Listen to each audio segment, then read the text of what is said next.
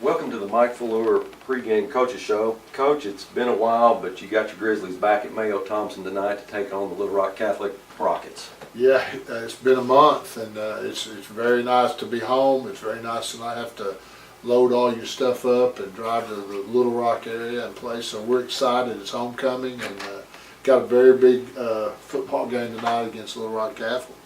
Coach, Little Rock Catholic comes in at 1-4, but you and I have had the conversation. These kids are a much better football team than 1-4. They have a good offense. They've got a great little quarterback that's a sophomore.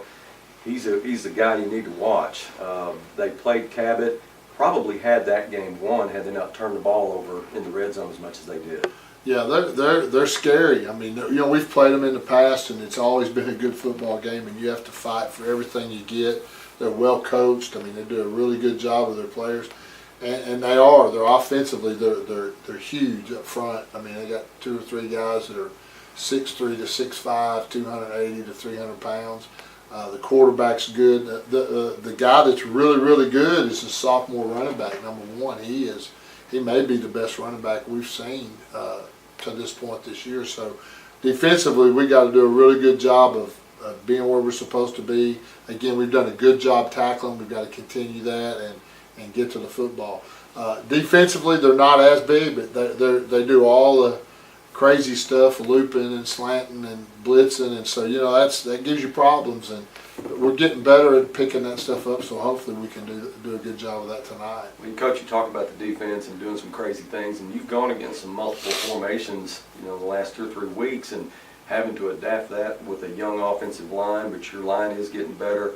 Hayden Brown, your center, was our A to Z Variety Player of the Week last week.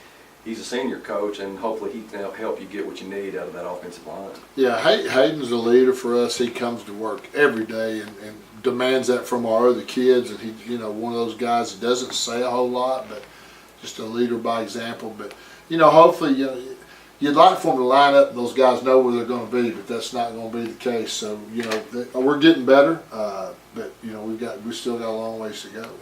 Well, you have a great defense that really helps your offense out in a lot of situations, Coach. You're on a 2-game shutout right now. That's something that's hard to do in the 7A conference, and your defense has been touted from the very beginning. We knew they were going to be good. They're a defense that may bend a little bit, but they don't break. You have an injury with Darius Carson. He's been out a couple weeks tonight. We need to talk about him, what his status is, when he's going to be back. Last week you had Dante Stokes. Great story about him, how you actually got him, Coach, to be able to come in, and he's been a great go-to guy to take the space up for Darius Carson. Yeah.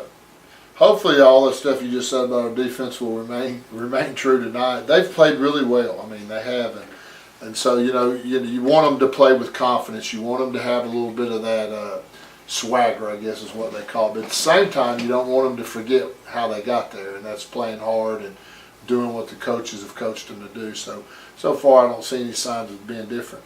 Darius is out again tonight. We'd like, he's able to run forward now. He's still got a limp. It's one of those things. Could he play? Maybe.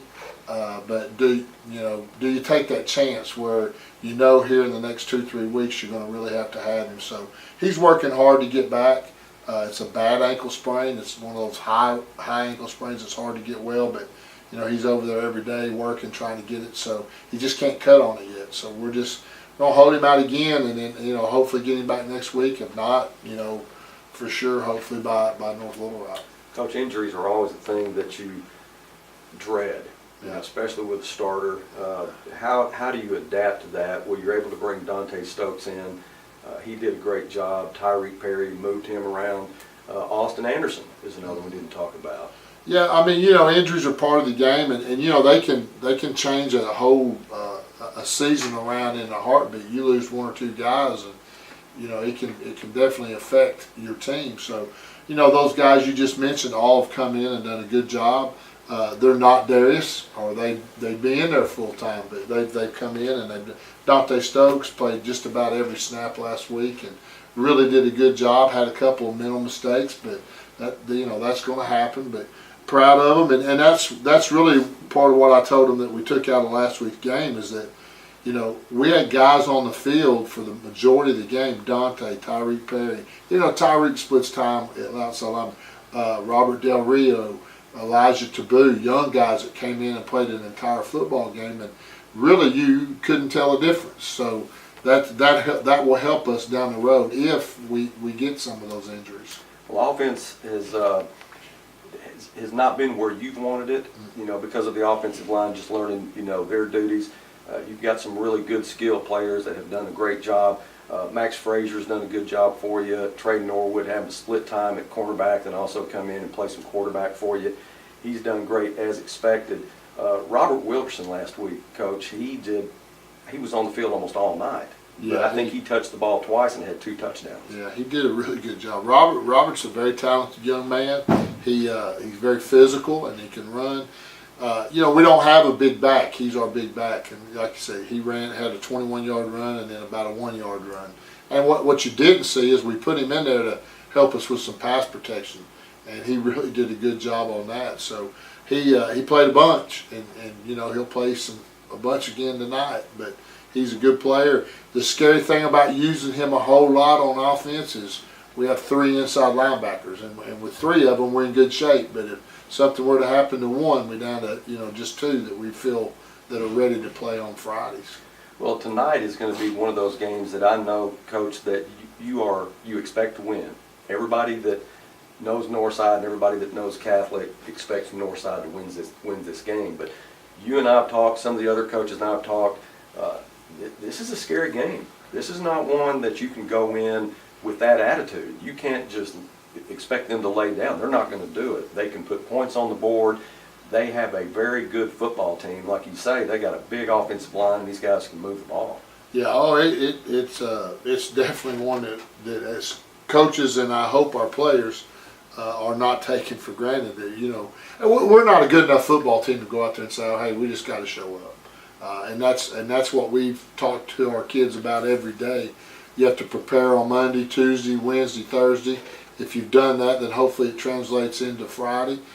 So far, knock on wood, our kids have showed up and played every week. And I'm not asking them for that super high effort. I'm asking them to come out and do their job. As a team. And to play hard. And if they'll do that, things will take care of themselves. If we don't do that, we'll be in a dogfight to have to try to win a football game. And Little Rock Catholic is going to come in here and they're going to play hard. I mean, that's not been any different. They're very motivated young men, and so we've got to be ready for a tough football game. Well, Coach, you've been on the road for 2 weeks, Little Rock 2 weeks, and being at home tonight definitely has its advantages. One thing that I didn't think about was when you do go on the road, you're able to be with those kids from about 12 o'clock on. Mm-hmm. You have control of or try to get control of their minds. You're together as a team, but now when you're here at home, you don't have that. No, so there is sometimes a disadvantage too. You're right. The advantage to go on the road is, like you said, they're with you from about 12 o'clock on, and you kind of control everything they do. I mean, they're on the bus. They get off the bus, you walk through, you feed them. There's coaches amongst them the whole time. You don't have to worry about them doing anything to get in trouble in school, those kind of things. But at home, they don't get with you till 2:30. And so you have to deal with the daily school issues, which our kids do a pretty good job. But you're right, there is an advantage, and that's a big one when you do go on the road. Well, Coach, I know if you have to pick, you'd rather be here. Oh yeah, that's right. There's no better place than Mayo Thompson Stadium. And Coach, we look forward to a victory tonight, and I'm going to let you get back to your kids. We appreciate your time. As always, listen to Coach Falleur's pregame show on hsallaccess.com. You can also catch his Sunday afternoon postgame show on hsallaccess.com. This is all brought to you by Life 98.7. Don't go anywhere. We're going to be right back with the Grizzly kickoff after this.